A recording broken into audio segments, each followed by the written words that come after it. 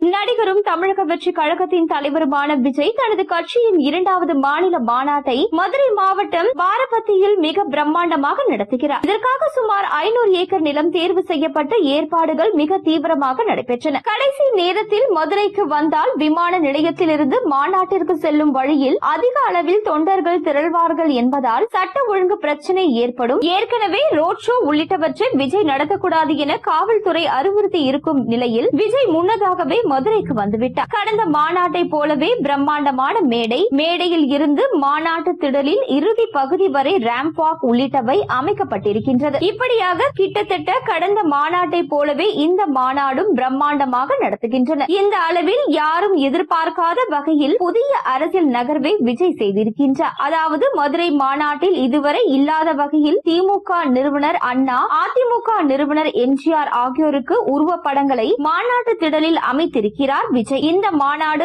அரசியல் வட்டாரத்தில் பெரும் பேசுபொருளாகி உள்ளது. பல அரசியல்வாதிகளை கதிகலங்க வைத்துள்ளது. இதனால் விஜய்க்கு எதிராக பல வதந்திகளை தொடர்ந்து பரப்பி வருகின்றனர். விஜயின் லியோ படத்தில் திரிஷாவுடன் நடிக்க ஆரம்பித்ததில் இருந்தே இருவர் குறித்தும் சர்ச்சைகள் பரவ தொடங்கிவிட்டது. சங்கீதாவும் விஜயும் மாஸ்டர் படத்தின் இசை வெளியீட்டு விழாவிற்கு ஒன்றாகத்தான் வந்தார்கள். அது மட்டுமல்லாமல் பல பொது நிகழ்ச்சிக்கும் இருவரும் ஒன்றாகத்தான் சென்றார்கள். கடைசி சில படங்களின் இசை விழாவில் சங்கீதா கலந்து கொள்ளவில்லை. தாவேகா கொடி அறிமுக விழா, தாவேகா முதல் மாநில மாநாட்டில் விஜயின் பெற்றோர்கள் கலந்து கொண்டார்கள். ஆனால் அவரது மனைவி சங்கீதா கலந்து கொள்ளவில்லை. இப்படி இருக்கும் பொழுது விஜயும் சங்கீதாவும் பிரிந்தே விட்டார்கள் என்ற பேச்சுக்கள் எழுந்தது. இதன் காரணமாகவே இருவரும் பிரிந்து விட்டதாக பல செய்திகள் பரவி வந்தன. விஜய் குறித்து ஒரு வதந்தி பரவுகிறது என்றால் அந்த வதந்திக்கு விஜய் முற்றுப்புள்ளி வைத்திருக்க வேண்டும். ஆனால் விஜய் அப்படி செய்யவில்லை. அதனை இந்த மாநாட்டில் சரி செய்ய திட்டமிட்டிருப்பதாக கூறப்படுகிறது. விஜயின் மனைவி சங்கீதாவும் நடிகை திரிஷாவும் இந்த மதுரை மாநாட்டில் கலந்து கொள்ள வாய்ப்பிருப்பதாக கூறப்படுகிறது. திரிஷாவுடன் நல்ல நட்பில் இருப்பதையும் குடும்பத்தில் எந்த பிரச்சனையும் இல்லை என்பதையும் ஒரே நேரத்தில் வெளிப்படுத்த இந்த முடிவு எடுத்திருப்பதாகவும் கூறப்படுகிறது.